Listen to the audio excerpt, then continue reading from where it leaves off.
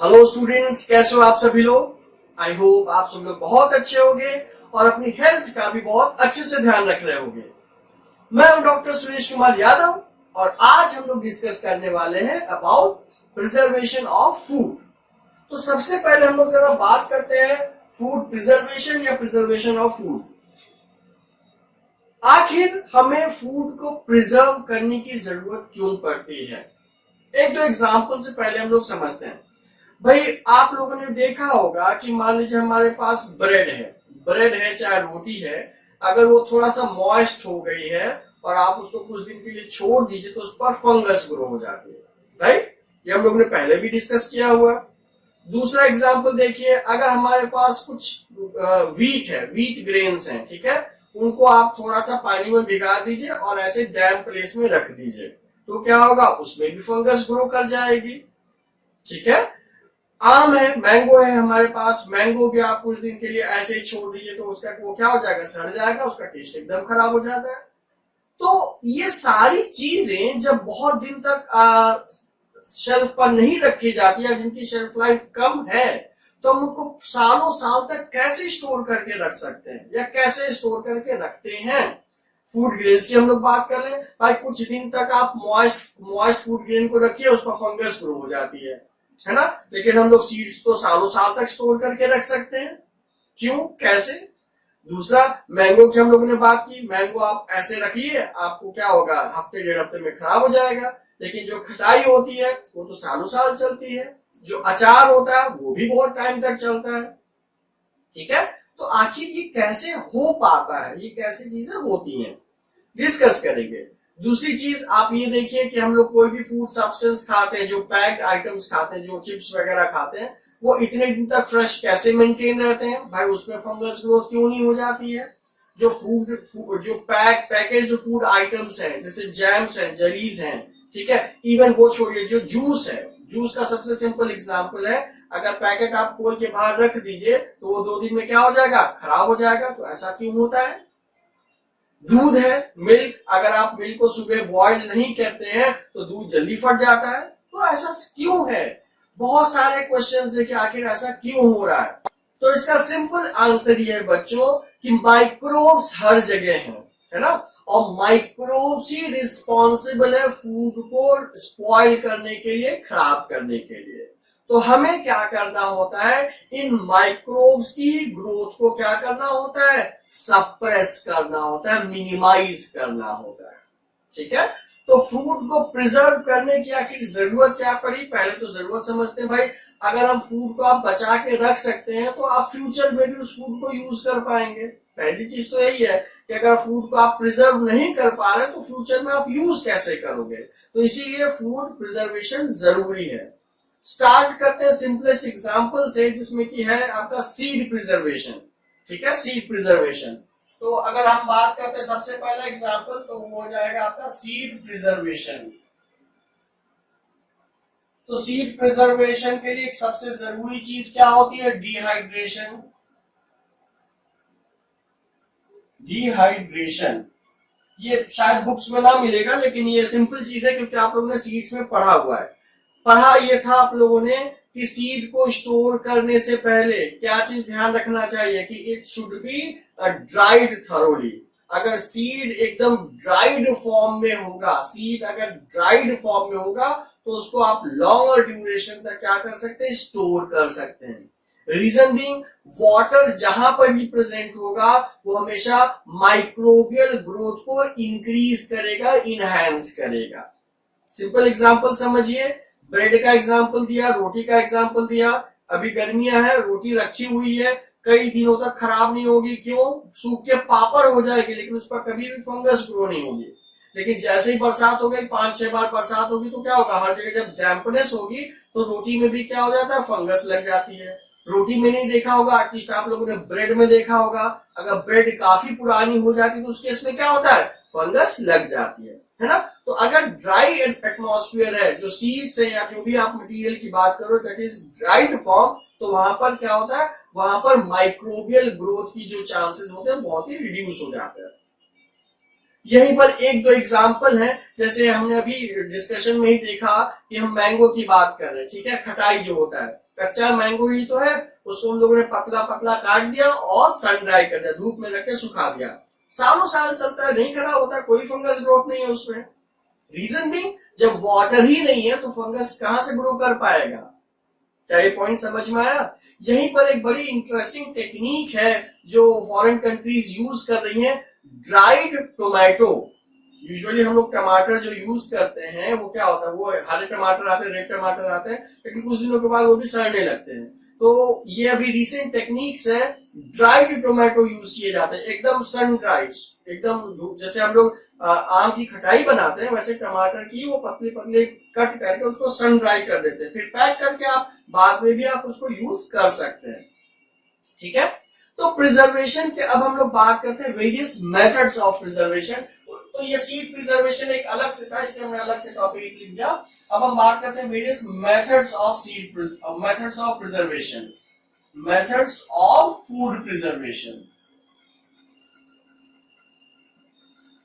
Methods of food preservation. तो देखिए बहुत सारे मेथड्स हैं, बहुत सारे मेथड्स अवेलेबल हैं बच्चों, ठीक है।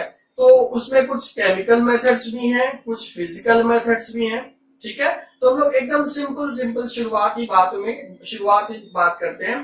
तो सबसे पहले हम लोग बात करते हैं केमिकल मेथड्स के बारे में। अगर हम फर्स्ट बात करने जा रहे हैं केमिकल मेथड्स, केमिकल मेथड्स, तो देखिए केमिकल मेथड्स की अगर हम बात करते हैं तो जो केमिकल्स ऐड किए जाते हैं जो कि फूड को स्पॉइल होने से बचाते हैं उनको बोलते हैं फूड प्रिजर्वेटिव्स, फूड प्रिजर्वेटिव्स, है ना।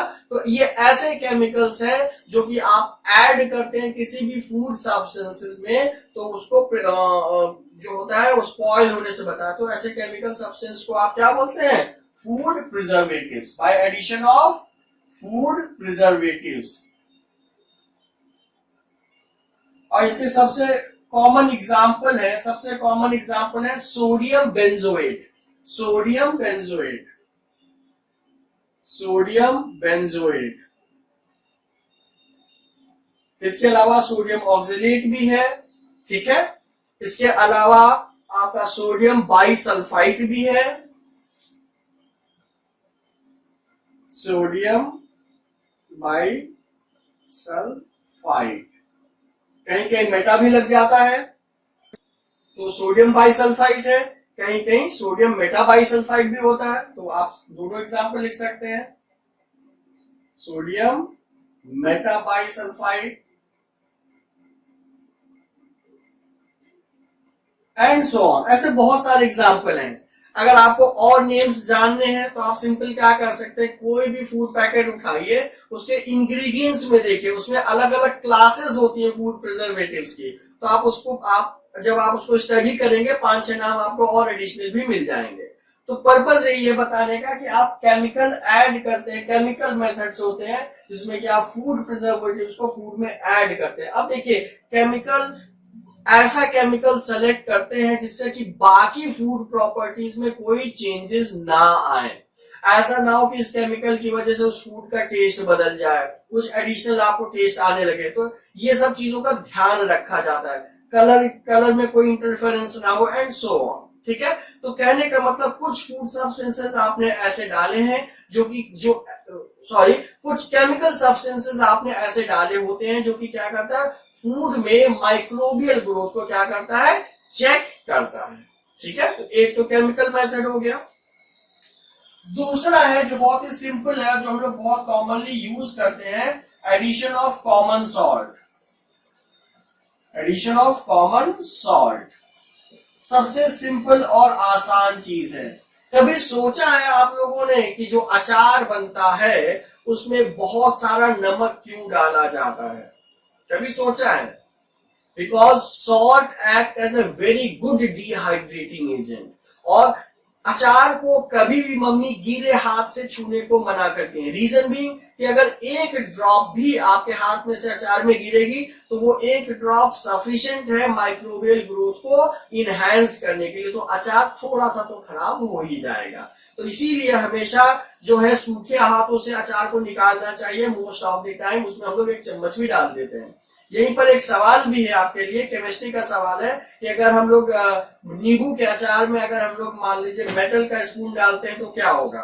ठीक है, सोच के रखिएगा, ये हम लोगों ने डिस्कस किया हुआ था केमिस्ट्री में। एनीवे वापस बायोलॉजी में आते हैं। तो जब भी आप कॉमन सॉल्ट यूज करते हैं तो common salt act as a very good dehydrating agent for microbes. तो माइक्रोब जो होता है उस हाई कंसंट्रेशन ऑफ सॉल्ट में फर्दर ग्रो नहीं कर पाता है। तो कॉमन सॉल्ट जैसा कि आप जानते ही हैं कि NaCl is the common salt, ठीक है। तो high concentration of common salt आप यूज करते हैं and it acts as a NaCl acts as a dehydrating agent, dehydrating agent, ठीक है। तो देखिए पहला ही लोग ने पढ़ा ना, जब किसी भी चीज को आप अगर डिहाइड्रेट कर देंगे तो वहां पर माइक्रोबियल ग्रोथ हो नहीं पानी है, ठीक है। पहली चीज बस ध्यान ये रखना है कि आपको ज्यादा concentration, increased concentration of NaCl लेना। जितना ज्यादा रखेंगे कंसंट्रेशन NaCl का उतनी पॉसिबिलिटी होगी कि वहां पर माइक्रोबियल ग्रोथ कम से कम हो। इसलिए जो अचार होता है वो बहुत ही ज्यादा नमकीन होता है। आप खाली अचार खाएंगे तो बहुत मुश्किल होगी, लेकिन आप थोड़ा थोड़ा टेस्ट करते हैं तो आपको फील आता है, ज्यादा नमक लगता है। आई होप सबके मुंह में पानी भी आ रहा होगा। एनीवे बात करते हैं थर्ड पॉइंट की। जो थर्ड पॉइंट है by addition of what? Sugar. By addition of sugar. तो यहाँ पर मेथड्स में by chemical method, second is by addition of common salt, हमने एडिशन नहीं लिखा है। यहाँ पर भी एडिशन ऑफ शुगर। तो आप देखिए जो जैम्स एंड जेलीज हैं, जो आप जैम खाते हैं, किसान जैम खाइए, चाहे पतंजलि जैम खाइए, चाहे कोई भी जैम खाइए, ब्रांड से मतलब नहीं है, लेकिन वो काफी ज्यादा थिक, काफी ज्यादा स्वीट होता है। स्वीट होने से फायदा क्या है कि वहां पर भी माइक्रोबियल ग्रोथ हो नहीं पाती। जो अगर एक्सट्रीमली कंसंट्रेटेड सॉल्यूशंस हैं तो वहां पर माइक्रोबियल ग्रोथ हो नहीं पाएगी। आप हायर क्लासेस में पढ़ेंगे प्लाज्मोलिसिस। प्लाज्मोलिसिस होता है प्रोसेस, उसकी वजह से माइक्रोबियल ग्रोथ हो नहीं पाती है। सेम एग्जांपल है कि अगर आप चाशनी देखते हैं, चाशनी में भी चाशनी बहुत दिन तक चलती है, वो खराब नहीं होती है। क्यों नहीं खराब होती है? वो तो इतना सारा शुगर है, इसीलिए नहीं खराब होती है कि उसमें बहुत ही ज्यादा कंसंट्रेटेड है, वहां पर शुगर की कंसंट्रेशन बहुत ज्यादा है। इसकी वजह से क्या होता है, वहां पर माइक्रोबियल ग्रोथ नहीं हो पाती है। तो अगर आप यहाँ हाई या इंक्रीज कंसंट्रेशन ऑफ शुगर करते हैं तो वहां पर भी क्या होगा? Increase sugar concentration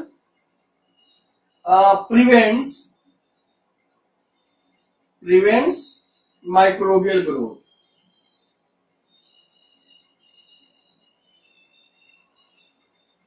right, simple example देखिए, सिंपल एग्जांपल देखिए। अगर हमारे पास बर्फी है, ठीक है, बर्फी देखिए, कोई भी मिठाई देखिए, तो उस पर जो ग्रोथ है, फंगल ग्रोथ है, वो काफी टाइम के बाद होती है। मतलब अगर आप 2 दिन 3 दिन में छोड़ दीजिए तो बर्फी वैसी की वैसी रहेगी, फंगल ग्रोथ बहुत ही नहीं होगी। अगर बरसात का मौसम है तो साइड साइड में फंगल ग्रोथ होना शुरू होती है, लेकिन वो भी 5-6 दिन के बाद शुरुआत होती है, ठीक है। तो कहने का मतलब यह है कि by addition of certain chemical substances, जिनको कि फूड प्रिजर्वेटिव कहा गया है, by addition of common salt, by addition of sugar. इसके अलावा जो और मेथड्स हैं,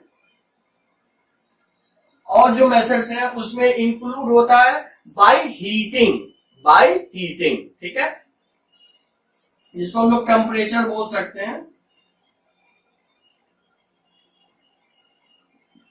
टेम्परेचर। अब यहाँ पर 2 चीजें हैं, यहाँ पर 2 पॉइंट्स हैं। एक तो बॉइलिंग है और दूसरा टर्म आता है पॉस्चराइजेशन। बॉइलिंग, जिसको कि हम लोग बहुत अच्छे से जानते हैं, जो हम लोग घर में रोज करते हैं, दूध आता है, दूध छानते हैं, दूध को अच्छे से बॉइल कर देते हैं।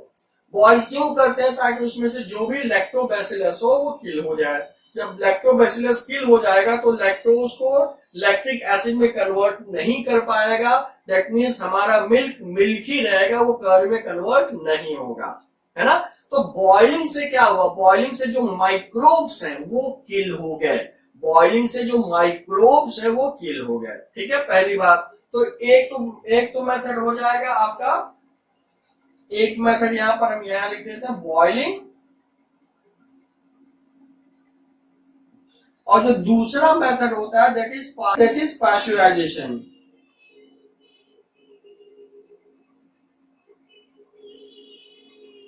पाश्चराइजेशन। अब देखिए इन दोनों में डिफरेंस क्या है, इन दोनों में डिफरेंस क्या है। बॉइलिंग तो हायर टेम्परेचर पर होगी, ठीक है, आप उसको बहुत देर तक बॉयल करते रहिए। लेकिन पाश्चराइजेशन में क्या है, ये बहुत इंपॉर्टेंट है कि पाश्चराइजेशन में आप उसको हीट करते हैं 65 टू 70 डिग्री सेंटीग्रेड ओनली। आप इस टेम्परेचर पर ही आप उसको हीट करते हैं, ठीक है, और फिर आप उसको सडनली कूल डाउन कर देते हैं। मतलब आपने इस टेम्परेचर तक पहुंचाया, ठीक है, इस टेम्परेचर तक पहुंचाया, थोड़ा सा हीट किया और फिर इसको सडनली आपने कूल डाउन किया। तो इस टेम्परेचर डिफरेंस की वजह से क्या होगा कि वहां पर कोई भी माइक्रोबियल ग्रोथ नहीं होती है। सिंपल एग्जांपल देखिए, जो दूध का पैकेट लेते हैं उस पर लिखा होता है पाश्चराइज्ड मिल्क, है ना, पाश्चराइज्ड मिल्क होता है। अगर उसको बहुत बॉयल करते हैं तो देखिए बहुत बॉयल करने में क्या होगा, बहुत सारी एनर्जी लगेगी। वही चीज अगर आप कम टेम्परेचर देकर कम टाइम के लिए हीट करके अचीव कर सकते हैं तो उतनी ज्यादा एनर्जी क्यों खर्च करनी है। ठीक है, हम 1 लीटर दूध गर्म कर रहे हैं तो कोई फर्क नहीं पड़ रहा, 2 मिनट की जगह 5 मिनट खौला दें। लेकिन अगर यही 10,000 लीटर अगर मान लीजिए स्टराइल करना होगा तो 1-1 मिनट में आपका बहुत सारी हीट एनर्जी लगेगी। तो वहां पर ये कंडीशंस ऑप्टिमाइज की गई हैं कि 65 से 70 डिग्री के बीच में अगर आप किसी भी सब्सटेंस को हीट करते हैं for shorter period of time followed by sudden cooling, फिर उसको तुरंत ही कूल डाउन कर देते हैं, तो वो जो मिल्क होता है, मिल्क के केस में एग्जांपल बता रहा हूं, उसको बोलते हैं पाश्चराइज्ड मिल्क। और ये मिल्क जो है ये अगर कोल्ड कंडीशन में मेंटेन्ड है तो ये हफ्ते भर 10-10 दिन आराम से चल जाता है। पैकेट वाला आप दूध देखिए उस पर लगभग जो है हफ्ते भर का टेन्योर होता है कि अगर वो पैकेट खुलेगा नहीं, ठीक ठाक से स्टोर्ड है तो वो हफ्ते भर तक चल जाएगा। ठीक है, क्या ये पॉइंट समझ में आया। इसके अलावा टेम्परेचर की बात हो रही है तो हाई टेम्परेचर मतलब बॉइलिंग हो गया, पाश्चराइजेशन हो गया, तो ये कंडीशंस की वजह से जो माइक्रोबियल ग्रोथ होती है वो कम होती है। यहीं पर एक तीसरी भी बात कर लेते हैं जो होता है रेफ्रिजरेशन।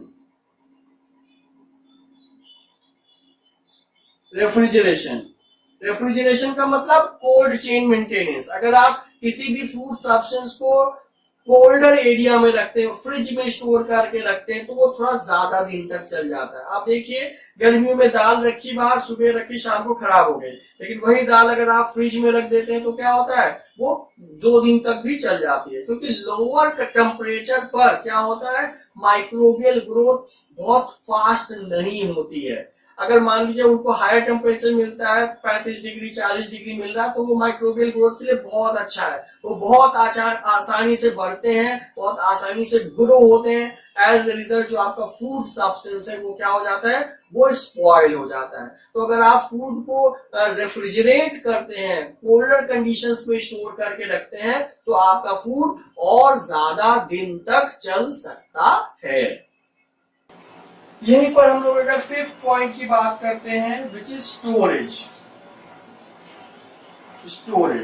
तो देखिए यहाँ पर 2 चीजें हैं जो समझने वाली हैं कि अगर हम ऑक्सीजन सप्लाई हटा दें, देखिए जो माइक्रोब्स है, जो स्पोर्स है, वो कहां पर है, एयर में भी प्रेजेंट है। ठीक है, तो अगर हम एयर ही हटा दें और जो भी आप फूड सब्सटेंस स्टोर कर रहे हैं उसके सरफेस को अच्छे से क्लीन कर लें और एयर को ही हटा दें, तो क्या होगा, वैक्यूम में जब ना रहेगा स्पोर, ना होगी माइक्रोबियल ग्रोथ, है ना। ये आप देखते हैं कि आजकल जो भी ड्राई फ्रूट्स आते हैं, जो भी आते हैं उनकी वैक्यूम पैकिंग होती है, एकदम पूरी एयर निकाल दी जाती है। तो इससे फायदा क्या होता है, क्योंकि ड्राई फ्रूट्स तो बहुत दिन तक चलते हैं, तो अगर वहां पर एयर प्रेजेंट रहेगी तो वहां माइक्रोबियल ग्रोथ चांस है कि मान लो थोड़ा सा भी मॉइस्चर मिल गया तो माइक्रोबियल ग्रोथ बहुत आसानी से हो जाएगी। लेकिन अगर वैक्यूम पैकिंग है तो क्या होगा, उस केस में एयर ही नहीं है तो स्पोर भी नहीं होगा, जब स्पोर भी नहीं होगा तो माइक्रोब कहां से ग्रो करेंगे, है ना। तो वैक्यूम पैकिंग से आप सब्सटेंसेस को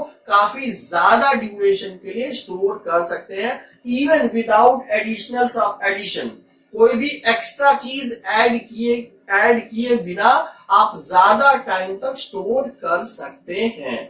ठीक है, अब यहीं पर एक बड़ा इंटरेस्टिंग एग्जांपल हम आपको देते हैं, कभी आपको टाइम मिले तो आप देखिएगा डिस्कवरी में।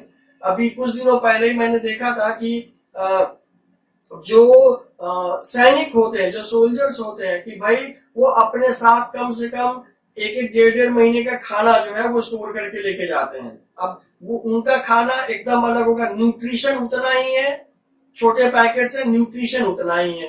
क्या आपको समझ में आता है? आप देखते हैं ना, कभी भी मिलिट्री का जवान होता है तो इतना सारा लाद भी क्यों चलता है, कहीं अटक जाए तो कम से कम एक महीना, हफ्ता, 10 दिन आराम से उन खानों के हिसाब से, उन खानों के हेल्प से वो काम चला सके। तो पैकेज्ड फूड इसलिए बहुत जरूरी हो गए हैं कि वहां पर आप फूड को कैसे लॉन्गर ड्यूरेशन तक के लिए स्टोर करके रख सकते हो, फ्रेश बना के रख सकते हो, ताकि मान लीजिए वो हफ्ते भर बाद भी खाए, 10 दिन भी बाद भी खाए, तो उसका न्यूट्रिशनल कंटेंट एज सच हो, टेस्ट में भी ठीक ठाक हो, तभी तो बेचारा वो खा पाएगा।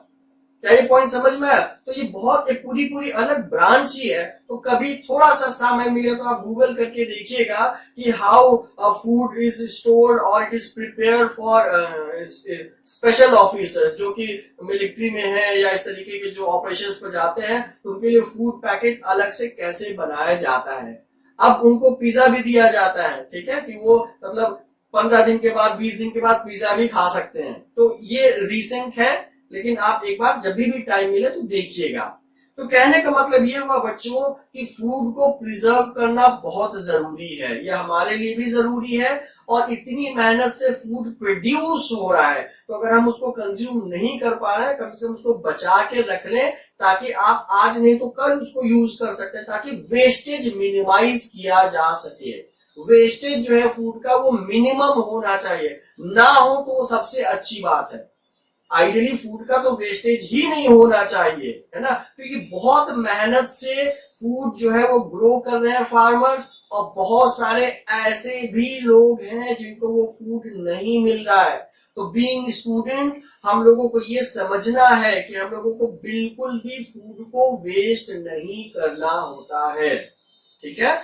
तो फूड प्रिजर्वेशन एक उसी में टेक्निक है कि भाई मान लीजिए आप फूड को लॉन्गर ड्यूरेशन तक कैसे चला सकते हैं।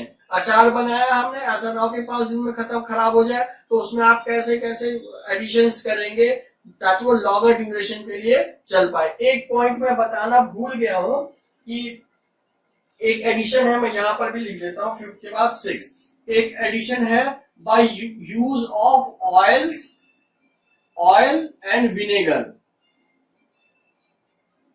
ठीक है, और एसिटिक एसिड लिख दूं, ऑयल्स एंड विनेगर। तो देखिए ये नेचुरल मेथड्स हैं जिसमें आपने देखा होगा कि अचार में बहुत सारा तेल भी डाला जाता है। क्यों डाला जाता है भाई, बहुत सारा तेल क्यों डालते हैं? ताकि वो एक लेयर बना दे, ऊपर तक तेल भरा रहेगा तो होगा क्या कि डायरेक्ट ऑक्सीजन के कांटेक्ट में नहीं आएगा, माइक्रोबियल ग्रोथ को चेक कर दिया जाएगा। सेम काम एसिटिक एसिड भी करता है, राइट। तो ये करते क्या है, ये माइक्रोबियल ग्रोथ को चेक करते हैं। तो ये भी एक नेचुरल मैकेनिज्म है जिससे कि आप पिकल्स को, मतलब एडिशन ऑफ सॉल्ट तो वहां पर है ही है, उसके अलावा ये भी चीजें ऐड होती है, तो एक कलेक्टिव एफर्ट होता है, और आप पिकल्स को ज्यादा दिन तक स्टोर करके रख सकते हैं, राइट। तो बच्चों आई होप आपको फूड प्रिजर्वेशन समझ में आया होगा, राइट। तो अब मिलते हैं हम लोग नेक्स्ट वीडियो में सब्सिक्वेंट टॉपिक्स के लिए। Till then stay fit and stay healthy.